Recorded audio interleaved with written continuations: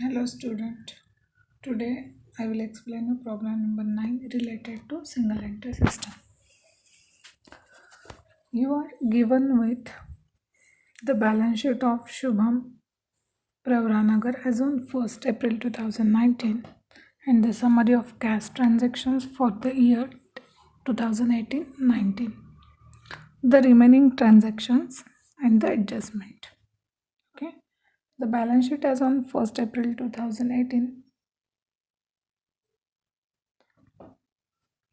as below: liabilities, amount, asset and amount. Okay, so liability side, capital 1,20,600, creditors 69,800, bills payable 29,000, loans 30,600, general reserve 20,000, outstanding wages 2,680, bank overdraft 4,000. Then land and building 80,000, machinery 50,000, patents 20,000, fixtures 15,000, stock 44,600, debtors 49,400, bills receivables 14,600, cash in hand 3,080. Balance sheet total 2,76,680. Then cash book for the year ended 31st March 2019. Receipts and payment side. Balance brought down 3,080. To debtors 45,980.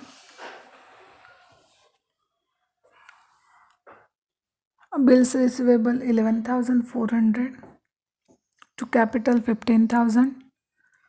To sales cash 35,820. To commission 5,000. Rent 22,000. Then payment side, bank overdraft 4,000. By wages 15,280. By loan paid 10,600. By creditors 41,000. By bills payable 21,800. By salaries 23,400. By sundry expenses 1,460. And by interest on loan 2,000. By drawings 8,940. By 6% investment 8,000 purchased on 1st October 2018. And by balance carried down cash 1,580 and bank 220 rupees. Cash book total 1,38,280 rupees. Okay, and the remaining transaction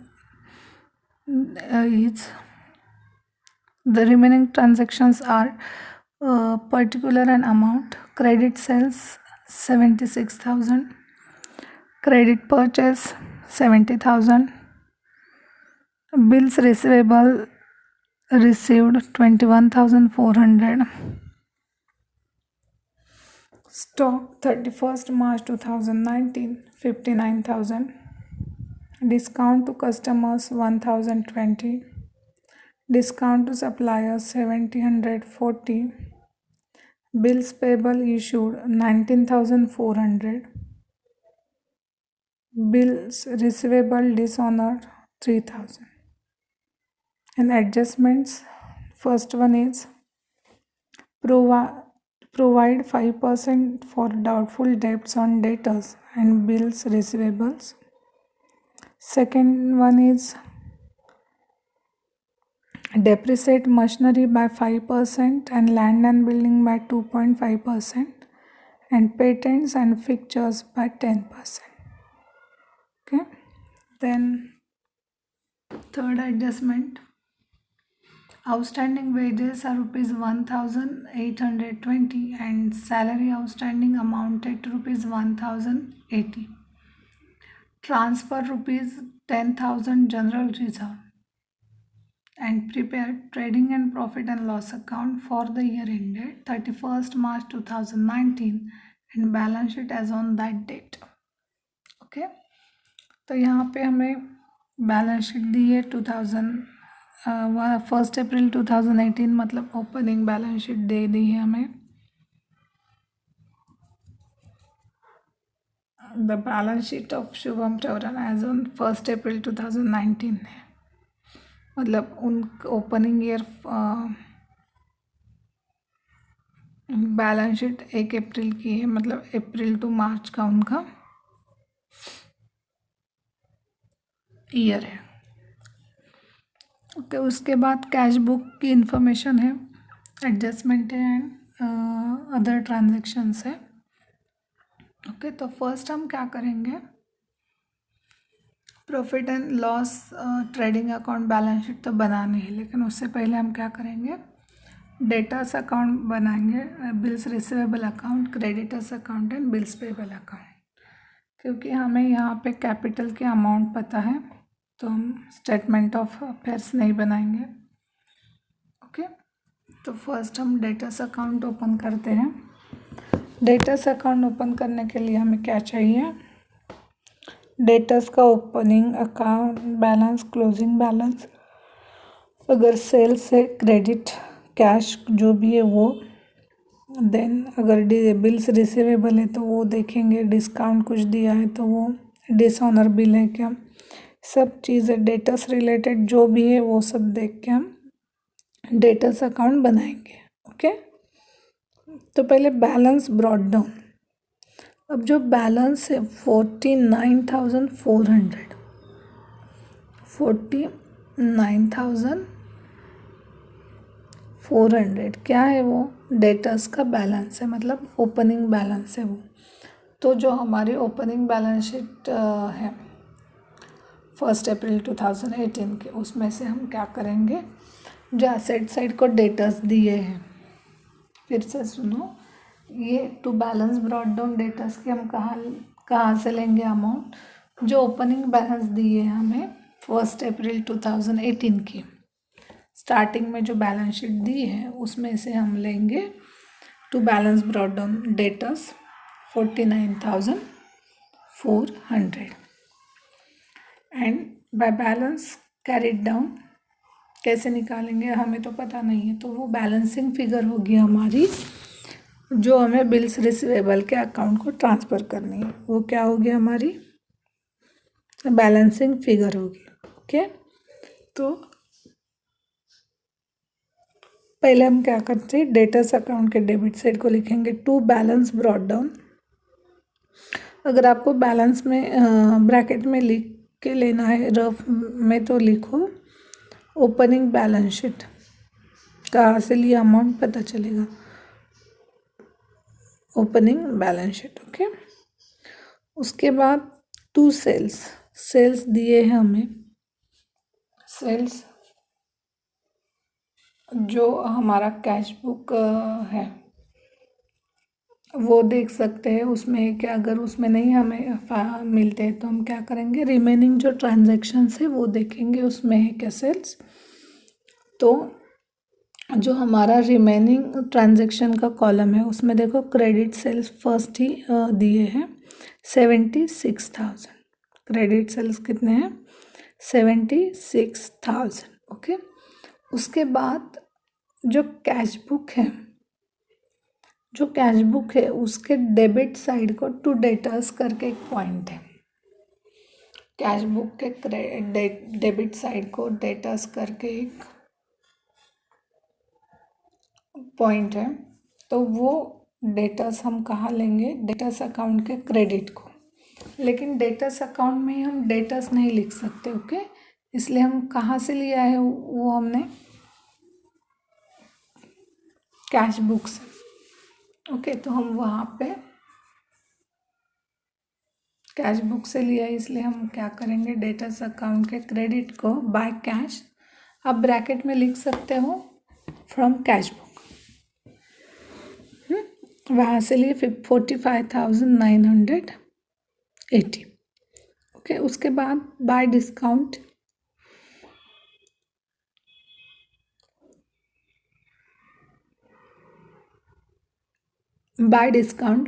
मतलब discount to customers, remaining transaction जो उसमें है, discount to customer 1020 वो हम लिखेंगे।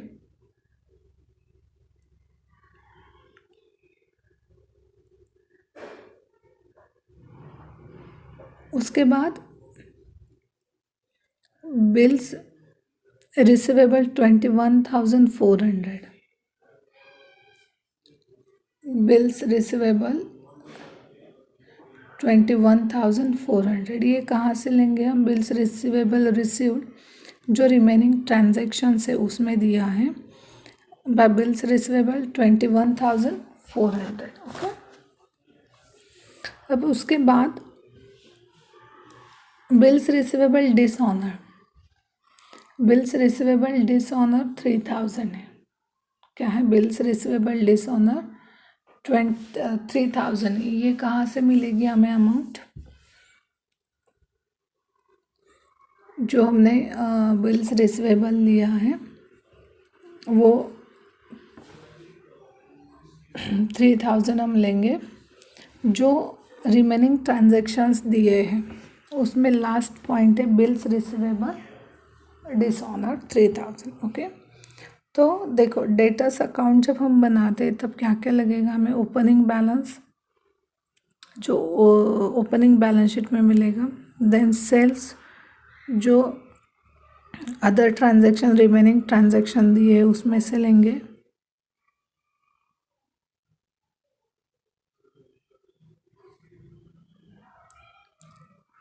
Then dishonour bill भी हमें बताया गया है।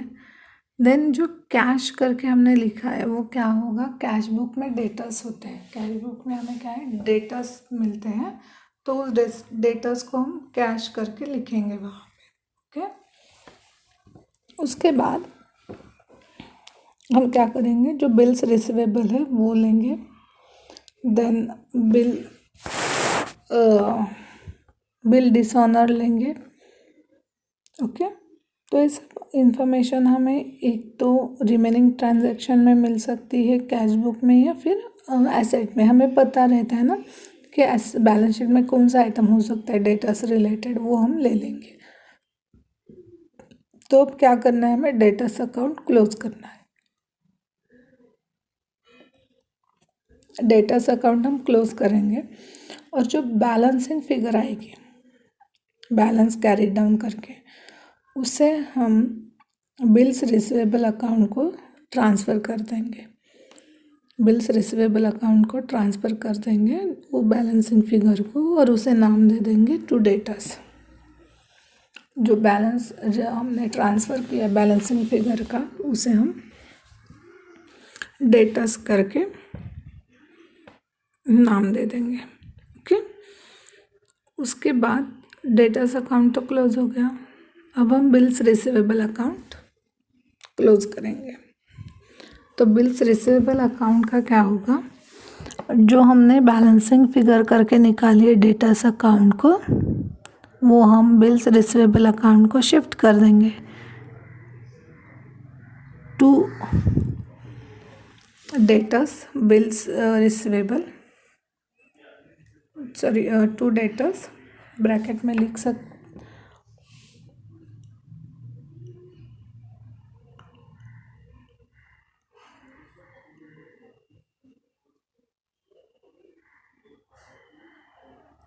बैलेंसिंग फिगर हो गई। ओके, उसके बाद हम बिल्स रिसीवेबल का बैलेंस ब्रॉट डाउन कर देंगे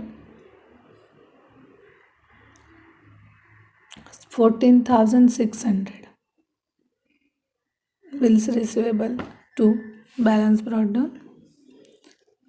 देन डेटर्स जो है बिल डिसऑनर, वो भी हम बिल्स रिसीवेबल के क्रेडिट साइड को लिखेंगे पहला इफेक्ट होगा डेटर्स के डेबिट को, दूसरा होगा रिसीवेबल के क्रेडिट को। बाय कैश 11,400 मतलब बिल्स रिसीवेबल कैश बुक में अगर उसकी कुछ इन्फॉर्मेशन है तो वो भी हम लेंगे। By bills receivable 11,400 and by debtors 3,000 and debtors BR received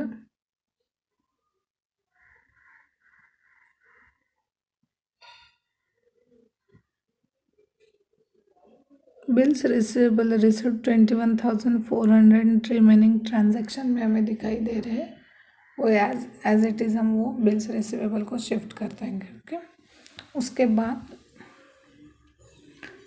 हम बिल्स रिसीवेबल अकाउंट क्लोज कर देंगे। इसके बाद क्या, बिल्स रिसीवेबल अकाउंट क्लोज कर देंगे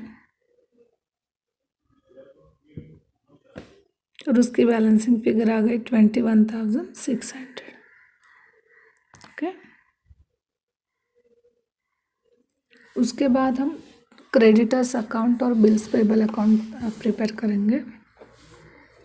क्रेडिटर्स अकाउंट का भी same bye balance brought down, जो ओपनिंग बैलेंस शीट है उसके लायबिलिटी से हम लेंगे।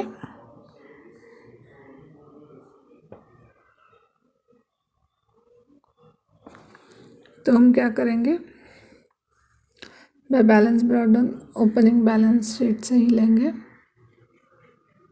69,800।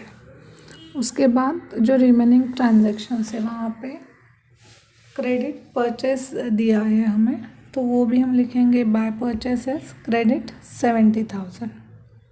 ओके, उसके बाद बिल्स पेबल है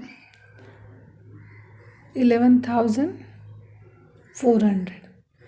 कैश बुक जो है उसमें है bills payable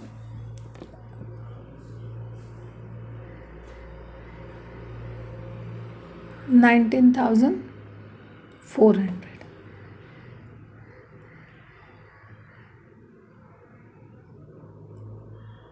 okay, then to discount मतलब रिमेनिंग ट्रांजैक्शन जो है उसमें है डिस्काउंट टू सप्लायर मतलब टू डिस्काउंट 740 एंड उसके बाद हम क्रेडिटर्स अकाउंट क्लोज कर देंगे। सेम बैलेंसिंग फिगर निकलेगी 78,660।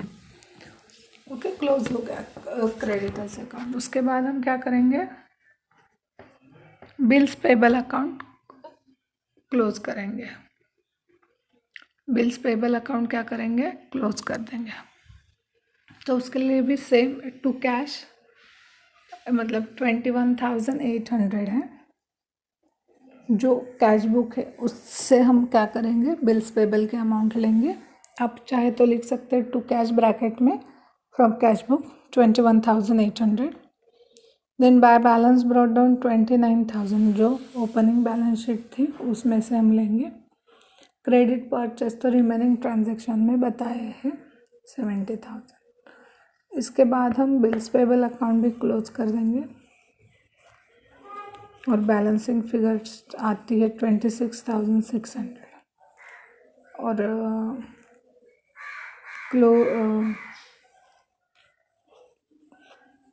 उसकी टोटल हो गई 48,400। ओके, इसके बाद अब हम trading account profit and loss and balance sheet बनाएंगे। तो यहाँ तक समझ में आ गया? आई थिंक आप लोगों को अब समझ में आ गया।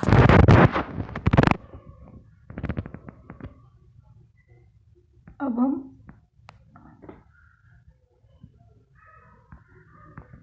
Trading account and profit and loss account बनाएंगे। ट्रेडिंग अकाउंट के लिए एज यूजुअल हम लिखेंगे in the books of Shri Swami trading and profit and loss for the year ended 31st March। एक सेकेंड स्टूडेंट,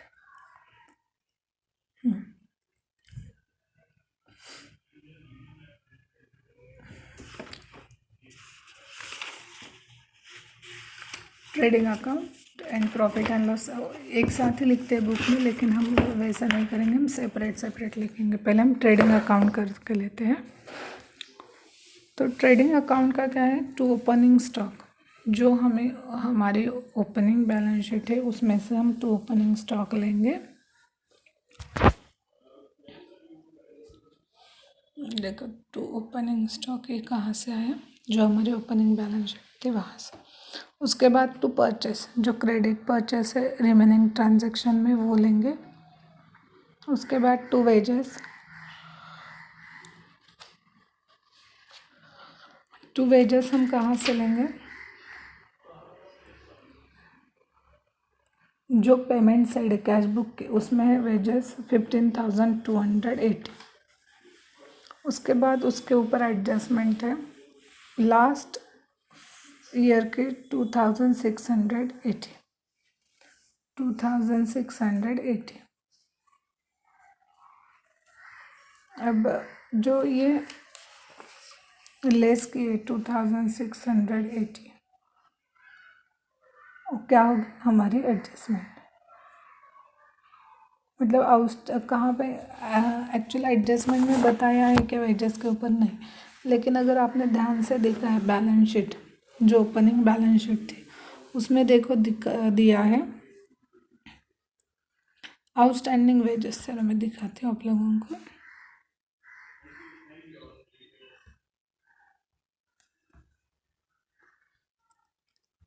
ये देखो ये हमारा प्रॉब्लम है, इसमें ये जो आउटस्टैंडिंग वेजेस है 2,680, ये हमें क्या करने हैं, जब हम ट्रेडिंग अकाउंट बनाते हैं उस टाइम ट्रेडिंग अकाउंट हमने बनाया तो उसमें से हमें क्या करना है, जो वेजेस है वो मेन अमाउंट से वो लेस करना है। आउटस्टैंडिंग तो हम ऐड करते हैं, लेकिन जो प्रीवियस थे वो हम लेस कर देंगे, लेस फॉर लास्ट ईयर से 2,680 एंड देन ऐड आउटस्टैंडिंग 1,820, क्योंकि थर्ड नंबर की जो एडजस्टमेंट है हमने क्यों लेस किया, आउटस्टैंडिंग ही थे। आपको क्वेश्चन आएगा कि आउटस्टैंडिंग ही थे फिर भी हमने लेस कर दी और करंट ईयर के ऐड किए, क्योंकि लास्ट ईयर के आउटस्टैंडिंग थे इसलिए हमने लेस कर दिया, करंट ईयर के इसलिए वो हम ऐड कर रहे हैं। ओके, लास्ट ईयर का 2,680 लेस करने के बाद आते हैं अमाउंट 12,600, उसमें हम ऐड आउटस्टैंडिंग करेंगे 1,820। ओके,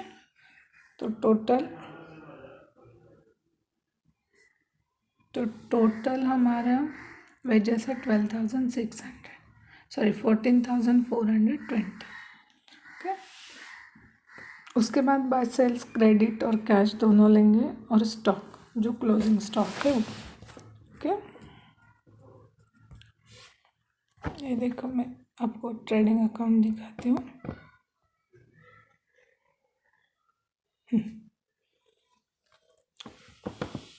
तो ट्रेडिंग अकाउंट में देखो पहले हमने ओपनिंग स्टॉक लिया, फिर परचेसेस लिए, वेजेस जो है उसमें से लास्ट ईयर का आउटस्टैंडिंग लेस किया, करंट का ऐड किया। ओके, देन अब वो क्रेडिट सेल्स दोनों लेंगे हम एंड स्टॉक 59,000 हो गए। ओके, उसके बाद हम बनाएंगे profit and loss account, profit and loss account. But मैं यहाँ पे स्टॉप करती हूँ क्योंकि एक साथ सब बताने से आपको कन्फ्यूजन हो जाएगा। ओके, तो आप फिर से मैं एक बार रिवाइज करती हूँ। पहले हमने डेटर्स अकाउंट किया, फिर बिल्स रिसीवेबल अकाउंट किया, उसके बाद creditors account and bills payable account बनाया। ओके, और उसके बाद हम क्या करेंगे, trading account, profit and loss and balance sheet बनाएंगे, क्योंकि